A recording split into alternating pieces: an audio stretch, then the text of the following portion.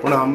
বিব্যক্তিত্ব থেকে কত জিনিসই তো বিশ্বাস করি আবার বিশ্বাস করি না, কিন্তু এটা বিশ্বাস করেছি বলেই আপনাদের সামনে বলছি, কেননা এটা পেয়েছি স্বামী পূর্ণাত্মা নন্দ মহারাজের কাছ থেকে। স্থান হচ্ছে আমেরিকার হলিউড, সেখানকার রামকৃষ্ণ মিশনের কেন্দ্র বেদান্ত সোসাইটি। ঘটনাটি 1972 খ্রিস্টাব্দে, সুতরাং বেশ অনেক বছর আগের। 72 মানে হচ্ছে ওদিকে 28 বছর আর এদিকে 26 বছর, ধরুন 50 পার হয়ে গেছে। একদিন সকালে সোসাইটিতে একজন উচ্চ শিক্ষিতা মার্কিন যুবতী এসেছেন। তিনি সোসাইটির অধ্যক্ষ স্বামী প্রভবানন্দের দর্শন প্রার্থী। দর্শনার্থীদের জন্য তিনি বসার ঘরে অপেক্ষা করছেন।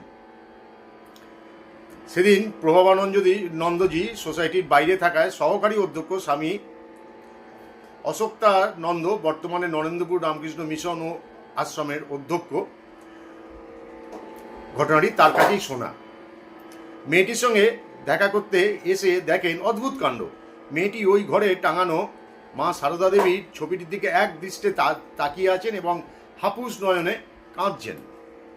স্বামীজিকে দেখে মেয়েটি কাঁদতে কাঁদতে ব্যগ্রভাবে বললেন, কে ইনি?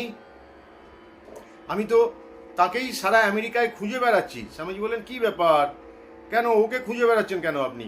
মেয়েটি বললে, আমাকে যে উনি প্রায় স্বপ্নে দেখা দেন আর ওর ছেলেদের সাথে যোগাযোগ করতে বলেন। কি যে জাদু আছে ওর ওই দুটি চোখে, আমাকে প্রবলভাবে আকর্ষণ করছেন উনি। আমি আমেরিকায় কত জায়গায় গেছি ওর খোঁজে, ওর ছেলেদের খোঁজে। শেষে একজন আমাকে এইখানকার ঠিকানা দিয়ে বললেন ওইখানে আমি তার খোঁজ পেতে পারি। তাই আজ এখানে এসেছিলাম।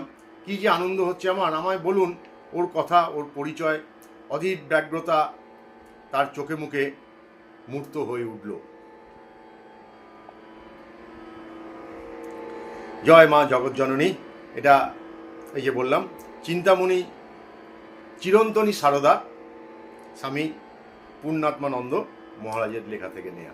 প্রণাম ঠাকুর, প্রণাম মা, প্রণাম স্বামী।